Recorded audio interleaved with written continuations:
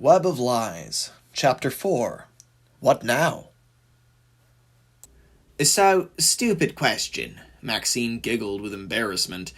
Do you know how to drive a diesel engine? They were in a rather awkward position now.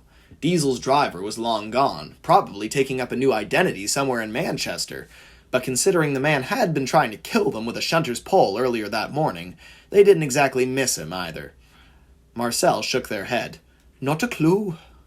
Why, it's easy, declared an oily voice. Just a bit of oil and a touch on the starter. I'll even walk you through it. So, reluctantly, Marcel reached out toward the diesel engine's cab. The door seemed almost to fly open invitingly. Both driver and stoker were startled. Marcel had only touched it. Come in, please. And his face stretched into that nauseating grin. Travel in modern comfort. I'm temperature controlled. Thomas got wise to what was going on and was furious. Are you trying to steal my crew? He fumed frantically. You conniving, oily... Down, boy. Maxine cut him off and held her hand out to temper him. We'd never dream of trading you for anyone. Thomas knew that, of course. But it was still insulting that Diesel would try to tempt them. And temptation was the word. He oozed poison charisma from every vent. I've got the whole route planned out. Follow my instructions, and this whole journey will be completed swiftly and efficiently. And he grinned self-assuredly. Driver and fireman looked at each other with trepidation. There was something off about the way he was talking to them. He wasn't really talking like an engine. Marcel pulled Maxine aside, and they spoke in hushed tones. Can we talk for a moment about the fact that this is a locomotive we're taking advice from? Maxine scratched her head. Well, Thomas gives us advice all the time, Marcy. And she winked, as all Sudrians do when they talk about the whims of their engines. But Marcel was not reassured. I mean, like... He'll drag us downhill, or he'll refuse to start sharply if he thinks there's danger ahead. They caught their breath, clearly unsettled. But he doesn't give us instructions. He doesn't make route plans. Maxine also looked uncomfortable, but she was doing her best to construct an explanation. She fell back on her heritage, of course. You're a Sudrian just as I am. You must believe that engines have a life all their own, eh? Of course I do, but not the same sort of life as you and me, you know? Not, And she really whispered this part because it was crazy and because she didn't want the diesel engine to hear her. Intelligent life. I will now take a moment to remind you that Thomas is a tank engine. He's not a man. He's not even a boy. He's a tank engine. And only that. Now, I assure you, he is the liveliest tank engine you will ever meet. He's rambunctious, he's unpredictable, and he never gives up. But he is still just a tank engine. He does have wants, needs, and preferences, as any machine does. A car needs oil and wants smooth roads, and Thomas is much like that. But he doesn't have thoughts, at least none that he can speak aloud. That, dear audience, is what you need me for. I'm trying my best to translate. He doesn't really talk, even though he has a lot to say. My visits to Sodor are lovely, but they are no cartoon. Thomas is merely a tank engine. Which is why it should alarm you greatly that on this cloudy day in 1988, in the middle of Manchester yards, this '08 shunter, a machine designed and built by people to pull carriages and goods stock, was making travel plans and providing geographical knowledge. He wasn't making suggestions. He wasn't influencing his crew with his movements or his strength or his slowly depleting gas tank. He spoke to them in plain English and told them where to go. This should scare you, because it scares me, and it happened 40 years ago. That, my friends, is why Marcel and Maxine were so pale. They looked back toward the engines. For a moment, their Thomas, beloved and cherished as he was, had nothing more than a big black door where that famous mug of his usually was. And they didn't so much as shrug. It wasn't how they thought of him, but it was true. He had the decency to lose the face when they were shoveling ash out of his smoke box, at least. It was the nature of these things. But Diesel did not have a grill. Diesel had a face. And it wouldn't go away. He sneered at them. "That thing is evil," whispered Marcel, under their breath. They blinked, and the face was gone at last. Both engines were just engines, albeit very special ones. Reality was restored to normal. Perhaps the mainlanders were right. Perhaps Sudrians really were crazy. I don't know what conclusion the driver and fireman came to that day. Perhaps they concluded that it was exhaustion talking and they were simply a little delirious. Perhaps they convinced themselves that Diesel's plan was their own, and it was merely of subconscious origin. But either way, they decided that heading for Southampton was the thing to do. Manipulating trucks, now that was easy. That's what shunters are meant to do. Manipulating people, now that is impressive. Diesel was pleased. I'm sure you have questions. So do I. Agreeing on a travel plan was only half the battle. Now they had to navigate the British rail network all the way to Southampton, without official permission. This was a major infraction. Both driver and fireman knew that, and even the term infraction was generous. They were only using it so they wouldn't have to use the word illegal. But they couldn't risk Thomas ending up in the clutches of British Rail. The company already had an unsettling amount of control over Sodor itself. They were in the lion's den now, and there was no telling how they'd treat Thomas as a trespasser when they had already threatened him and his friends for so long as foreigners. But it would have been madness to venture along the main line with no oversight at all. It would have been safer and wiser to drive Thomas directly into the sea. At least then they'd die from drowning instead of a fiery train wreck. No, somebody had to be aware of where they were and keep the other trains at bay while they passed through. And that somebody was the signalman. They would have to let him know, but only him, and nobody above him. Like a brave little Great Western engine in his strange train had once done before. The first signal box was on the outskirts of the yard, where the ballast was just beginning to dwindle, and the rolling hills were starting to return. Diesel dragged Thomas as far as the master points, and halted there. Going any further would put them in the path of main-line traffic. "I don't like being here, Diesel," confessed Thomas. It's daylight now. What if somebody sees me?" "Somebody undoubtedly will," he said, not comforting Thomas in the slightest. "But as long as you're with me, you will be fine. I'll explain that I'm escorting you back to Sodor, where you have proper running permits. Or, if we encounter a particularly zealous engine," and he smiled, actually finding the idea rather humorous, "I'll tell them you're my prisoner, and that we're headed to the nearest scrapyard." "Oh, joy!" Thomas rolled his eyes. "How very kind of you." As the two engines began to bicker, Maxine dropped from the cab and darted across the yard to meet the signalman for herself.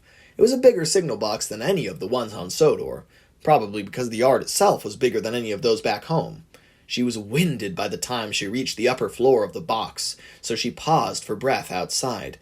She straightened her jacket and slicked back her hair, as if it would make any difference to the stern, conventionally dressed man inside. He was either going to admire her unique sense of fashion, or deem her a hippie and kick her back down to the ballast. Sadly, she had experienced the latter before. Not that it would ever deter her, of course. 3 hard knocks on the door got the man's attention. After some slow footsteps and a gentle twist of the knob, out popped a middle-aged fellow with a red shirt far too exciting for his bored expression. He only glanced briefly at Maxine's spiked hair. It didn't much faze him. "Can I help you?" Maxine smiled, relieved that he seemed to be subdued. "Yes, you can. That's my engine down there. And his, friend. And she pointed to the strange consist. This shook the sleepy look from the signalman's face. That's a fat controller's engine. One of his drivers, yes, and mighty proud of it.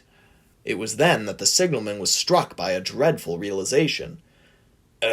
You're gonna ask me to do something ridiculous, aren't you?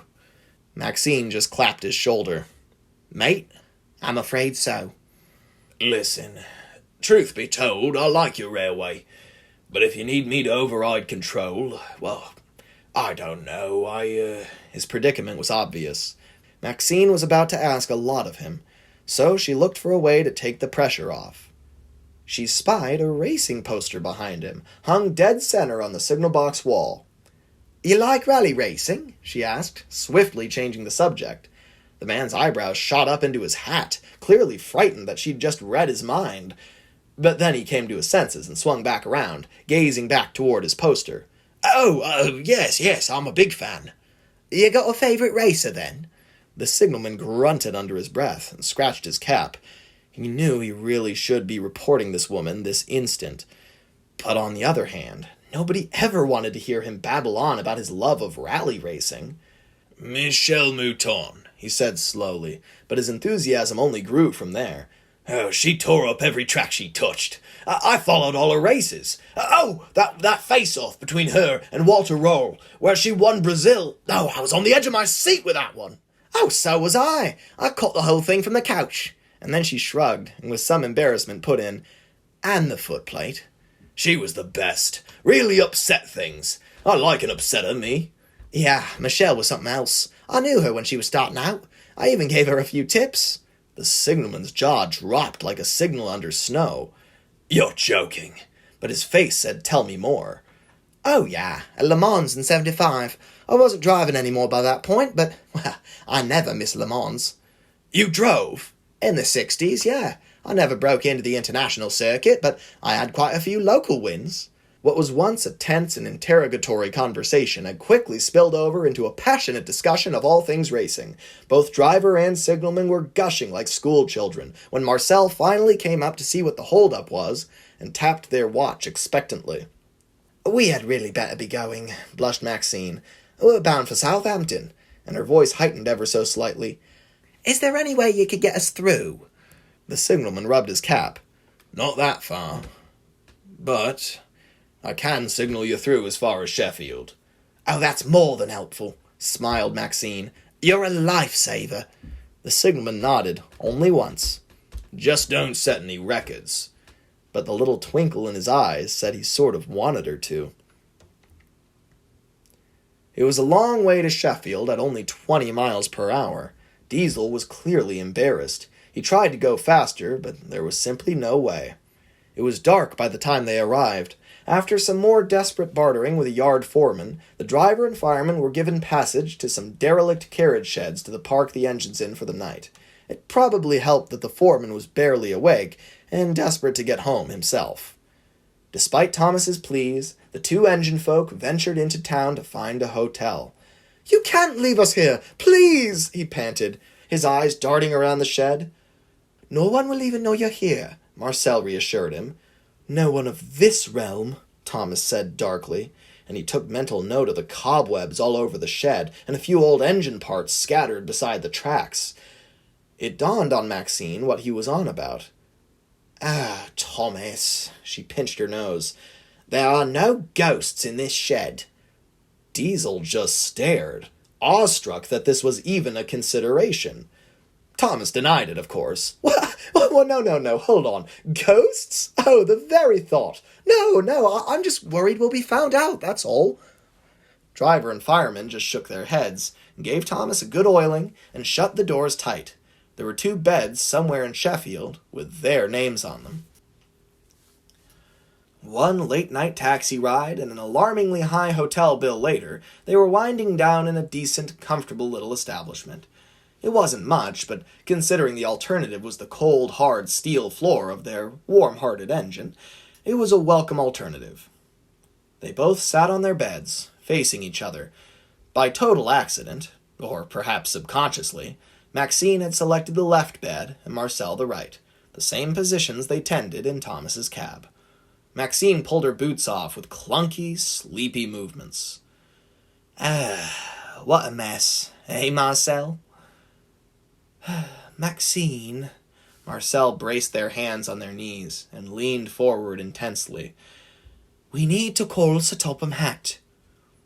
Maxine put down her boots. Her mouth went as straight as was possible, and she furrowed her brow at the proposition. We'd probably ought to, but Maxine trailed off. But, Marcel gestured, rolling their hands over one another, trying to draw the rest of the sentence out. We're only here because we made some, she searched for the least extreme word, rash decisions. Nothing we've done in the last few days complies with standard railway procedure. Marcel just groaned under their breath. That was painfully obvious. We owe the Fat Controller an explanation, insisted Marcel, even if it reflects badly on us. Sir Stephen Hatt was not the same man that had hired Marcel all those years ago, but he was his father's son, and for all the ways he differed from Sir Charles, he was every bit as honourable. Marcel's loyalty was unwavering. And so, too, was Maxine's. I agree, Marcy. I'm more worried about what the railway board will say. If they find out he was complicit. It dawned on Marcel what the driver was implying. It was a good point. He probably will defend us, won't he? And the more he knows about our actions, the harder will be to defend. Maxine managed to say it with a straight face, but a moment afterward she grinned toothily and snickered. They sounded like criminals. And perhaps they were. Right, we'll handle this ourselves then, agreed Marcel, but then they pointed firmly at the driver. For now.